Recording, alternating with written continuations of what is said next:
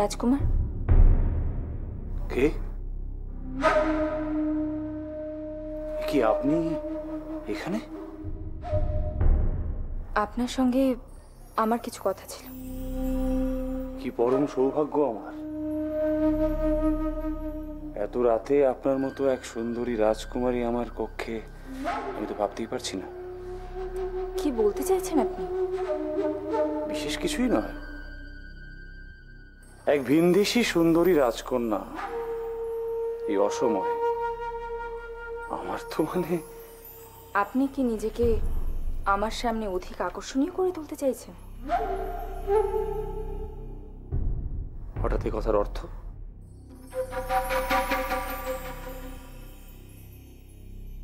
বারবার আমার রূপের প্রশংসা করে হয়তো। আপনি ভুল করছেন রাজকুমারী। রাজকুমার মহানামা কখনোই অন্যদের সামনে নিজেকে আকর্ষণীয় করে তোলার চেষ্টা করে না, বরং নারীরাই তার সামনে আকর্ষণীয় হয়ে ওঠার চেষ্টা করে। কিন্তু আমার ক্ষেত্রটা একটু ভিন্নতর রাজকুমার। আমি কোনো পুরুষের রূপে নয়, তার যোগ্যতায় আকৃষ্ট হই। অর্থাৎ? অর্থাৎ ভারতবর্ষের বহু রূপবান পুরুষ আমাকে বিবাহের প্রস্তাব দিয়েছে, কিন্তু আমি সে সকল প্রস্তাব ফিরিয়ে দিয়েছি। এর কারণ কি জানেন? কি কারণ? কারণ তাদের রূপ আর যোগ্যতা আমাকে অধিক আকর্ষণ করতে পারেনি। আর আপনি তো বিভীষণ উৎসবে সকলের সামনে পরাস্ত হয়েছিলেন, তাও এক অপরিচিত ব্যক্তির কাছে। আমি তো ভাবতেই পারি না যে আমার স্বামী এই। রাজকুমারী, একটা কথা ভুলে যাবেন না, যে ব্যক্তি সর্বসমক্ষে আমাকে যুদ্ধে আহ্বান করতে পারে সে সামান্য ব্যক্তি নয়।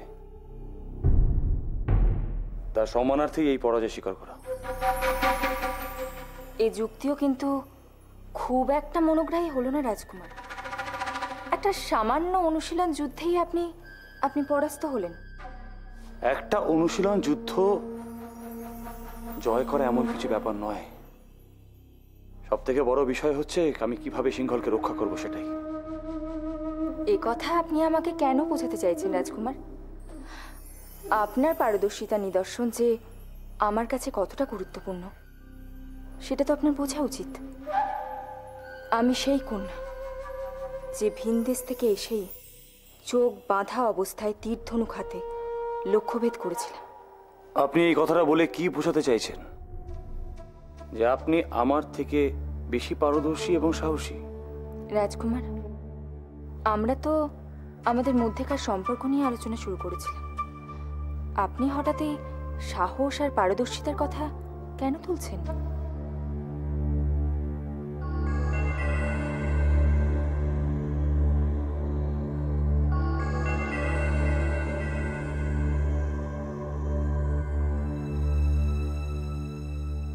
তাহলে রাজকুমার, আমরা কে কার প্রতি বেশি আকৃষ্ট তা কি প্রমাণ হলো? আর তাছাড়া আপনার যদি কোনো পারদর্শিতা নাই থাকে তাহলে। রাজকুমারী, গভীর রাতে একজন রাজকুমারীর কক্ষে আপনি দাঁড়িয়ে আছেন। সেই রাজকুমারের যদি সৌজন্যতা বোধ, মার্জিত রুচি বা রূপ না থেকে আরো অনেক বেশি কর্মদক্ষতা থাকতো, তাহলে সেটা কি আপনার পক্ষে খুব মঙ্গলজনক হতো রাজকুমারী?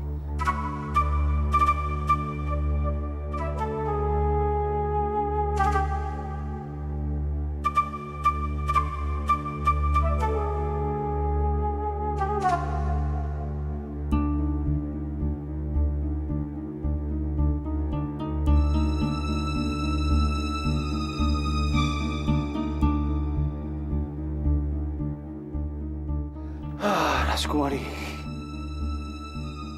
তোমার কোনো ধারণাই নেই তোমার সাথে এমন এক রাজকুমারের দেখা হয়েছে যে যে পূর্ণ ক্ষিপ্রতা পছন্দ করে। ভবিষ্যতে আশা রাখি তোমার সমস্ত ধারণা আমি পাল্টে দিতে পারবো।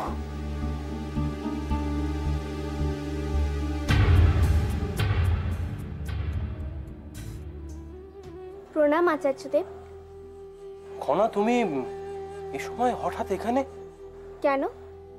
আমি তো আগেও এখানে এসেছি। আপনি আমাকে দেখে এত হতবাক হচ্ছেন কেন? না খনা, আগে তুমি আমার হাত থেকে ওই ধাগা পরার জন্য উদ্গ্রীব হয়েছিলে। বহু কষ্ট যন্ত্রণা সহ্য করে এই ধাগা তুমি অর্জন করেছো, তাই এখন হঠাৎ এভাবে এই সময় আসার কোনো অর্থ আমি দেখছি না। কেন আচার্যদেব? এই ধাগা অর্জন করা অর্থই তো আশ্রমের চূড়ান্ত প্রবেশ অধিকার পাওয়া। হ্যাঁ, সে কথা ঠিক, কিন্তু খনা আমি তোমার আগমন সম্পর্কে সম্যক সময় তো নির্ধারণ করেই দিয়েছি। তাছাড়া সুরক্ষা ব্যবস্থাও নিশ্চিদ্র করা প্রয়োজন।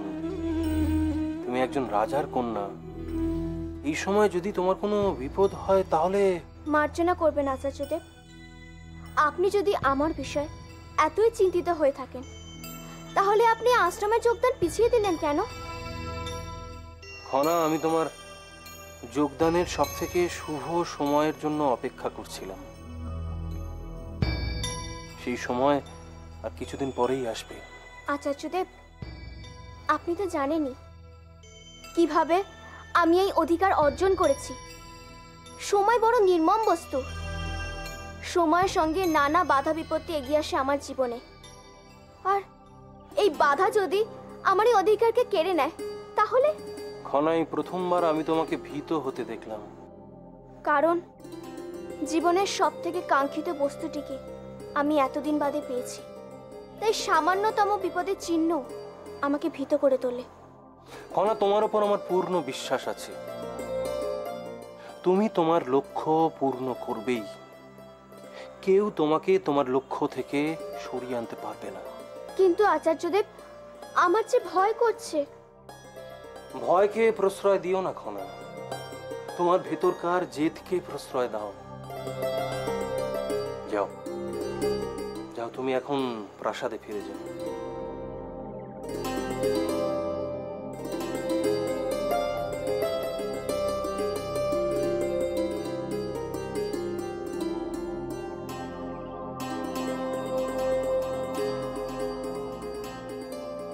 আচার্যদেব, এই আশ্রম শুধু আমার কাছে আশ্রম নয়, এই আশ্রম আমার কাছে মন্দির। আর এই মন্দিরে আমি পদক্ষেপ রাখবই। আমি আমার লক্ষ্য থেকে সরব না, কিছুতেই না।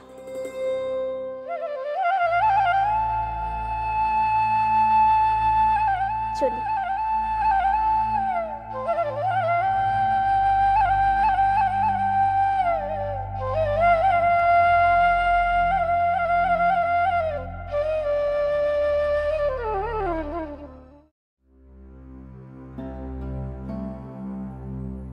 রানীমা, মহারাজ আসছেন।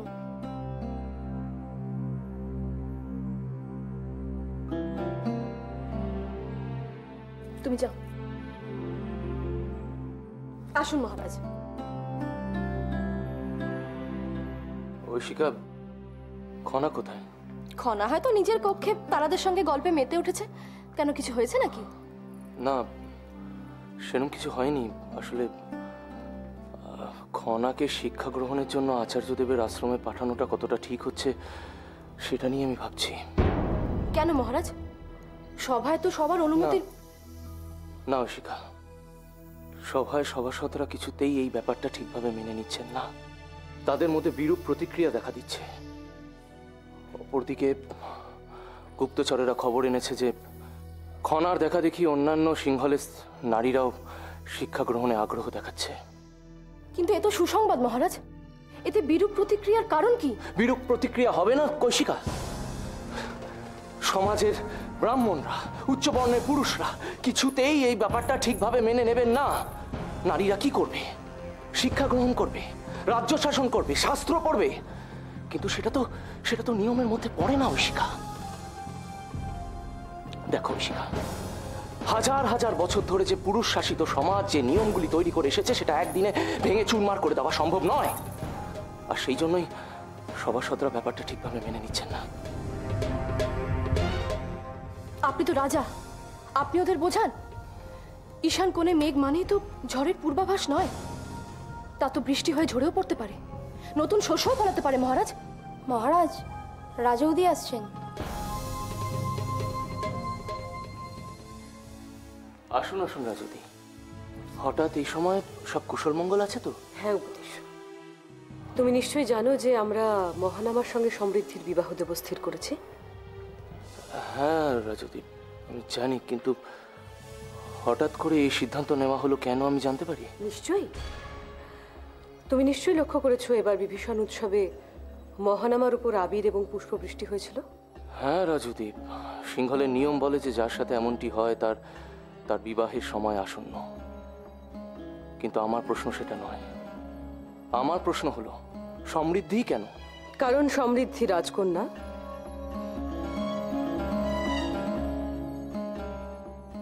সে অতীব সুলক্ষণা, এবং সবচেয়ে বড় কথা মহানামার তাকে পছন্দ হয়েছে। কিন্তু সমৃদ্ধিরও কি কুমারকে পছন্দ হয়েছে সেটাও তো জানা দরকার।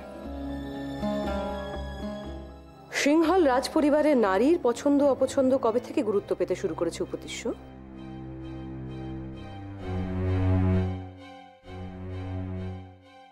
নাকি কন্যাকে বিদ্যার্জনের জন্য আশ্রমে পাঠিয়ে মহারানীর নারীর অধিকার প্রতিষ্ঠার নতুন নিয়মের সূচনা করতে চাইছেন?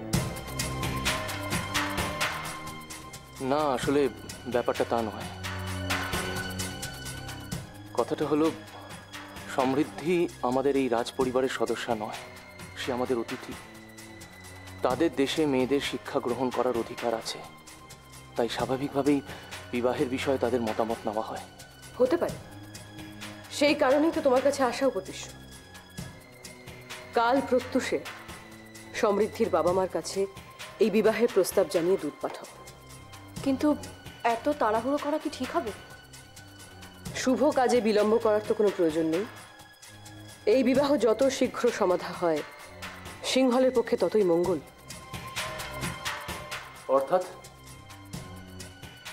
অর্থাৎ উপদেশ্য, খনার শিক্ষা গ্রহণকে কেন্দ্র করে সিংহলের নাগরিকদের মধ্যে যে চাঞ্চল্যের সৃষ্টি হয়েছে, মহানামার বিবাহের উৎসবে তা দিকভ্রান্ত হয়ে মিলিয়ে যাবে।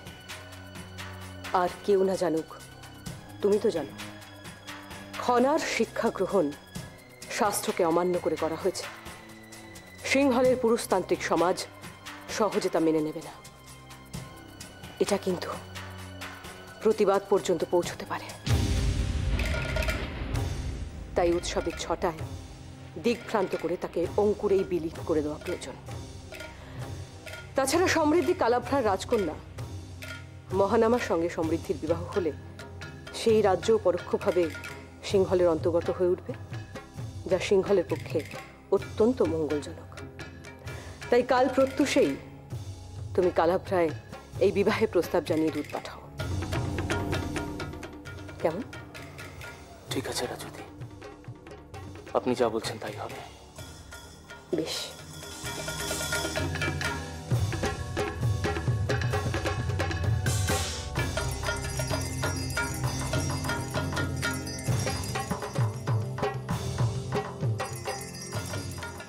মহারাজ, আপনি কি সত্যি? হ্যাঁ, শুনলে না রাজুদি কি বললেন?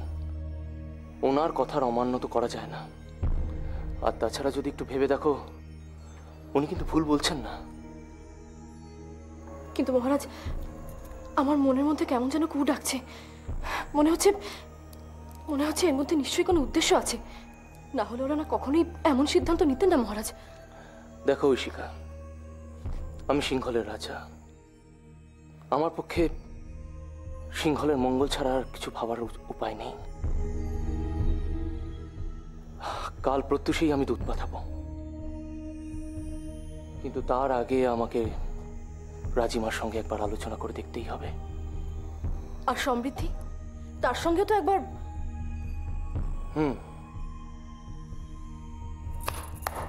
এই, কে আছো? মহারাজ, যাও যাও, গিয়ে সমৃদ্ধিকে বলো যে আমি তার সাথে দেখা করতে চাই। যথাজ্ঞা মহারাজ।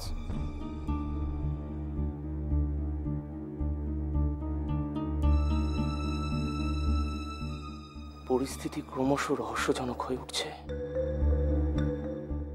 বুঝতে পারছি না সিংহলের আকাশে কিসের মেঘ অপেক্ষা করছে।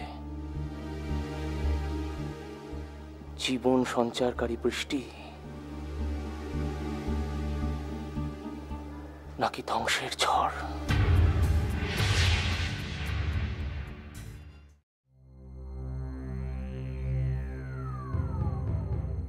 আমি কোনো পুরুষের রূপে নয়, তার যোগ্যতায় আকৃষ্ট হই।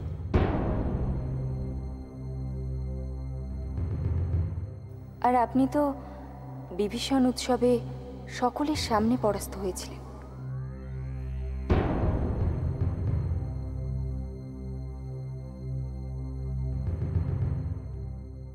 তাও এক অপরিচিত ব্যক্তির কাছে।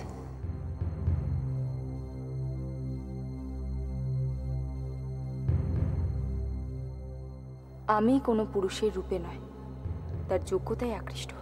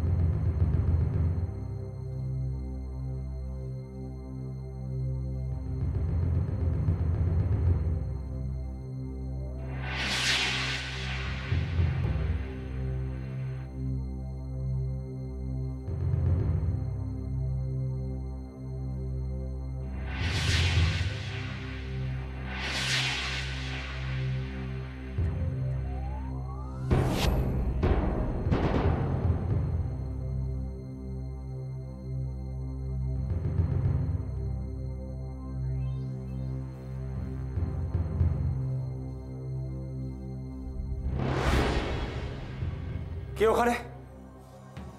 কে ওখানে? দাঁড়াও!